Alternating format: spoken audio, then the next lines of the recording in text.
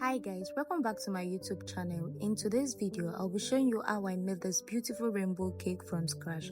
Just look how colorful, soft and beautiful this cake turned out. The interesting part is that I made this cake the local way. No oven, no mixer needed. This recipe is very simple, easy to follow and perfect for anyone who wants to bake at home without fancy equipment. Before we get started, if you haven't subscribed to my YouTube channel, please do where to subscribe, like this video and turn on your notification bell so you don't miss any of our uploads. Now let's start baking. All you need is 1 cup of butter, which is 250 grams. I am using 1 sachet of margarine, and since it's already measured, there is no need for me using a measuring cup. Next, I added 1 cup of sugar, which is also 250 grams.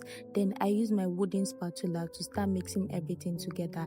This process requires a little patience because you need to mix properly until the butter and sugar are well combined and creamy. Now you can see how fluffy and creamy my butter looks after mixing properly. At this stage, your butter and sugar should be well combined and lighter in texture. This process takes a little patience, but trust me, it is worth it because this is what helps your cake turns out soft and fluffy. Next, you will need 4 eggs. I separated the egg yolk from the egg white. Then I added the egg yolk to my butter mixture and mixed again. Adding the egg yolk at this stage helps to give the batter a richer texture and makes everything combine smoothly. After this, I moved on to my dry ingredients. I used 2 cups of flour and 2 teaspoons of baking powder.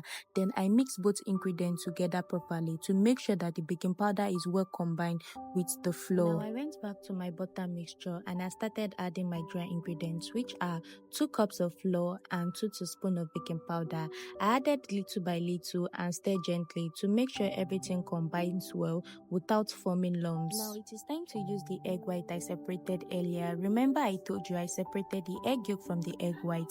At this stage, I use a whisk to start whixing my egg white. This process requires a little patience, so keep whixing continuously until it becomes light, fluffy and doubles in volume. This step is very important because it helps your cake comes out soft and fluffy. Once you get this consistency, it means you're on the right track. Now add your whisked egg white to the batter and gently fold everything together. Keep stirring until it is well combined and smooth. Next, I added 1 cup of milk and stirred until everything is well combined. After that, I divided my batter into 4 options. Then I started adding my food colors, beginning with the yellow color. You don't need to add too much food coloring, just a little is enough. If you are using a solid food coloring, you can mix it with a little water first to avoid adding too much. I added my yellow food coloring first and mix until it is well combined. You can see that the color is not too much, just enough to give it that bright look. Now I repeated the same process with my green and red food coloring. If you are using a solid coloring, you can mix with little water before adding it. Please don't add too much food coloring because it can affect the texture of your cake and make it heavier.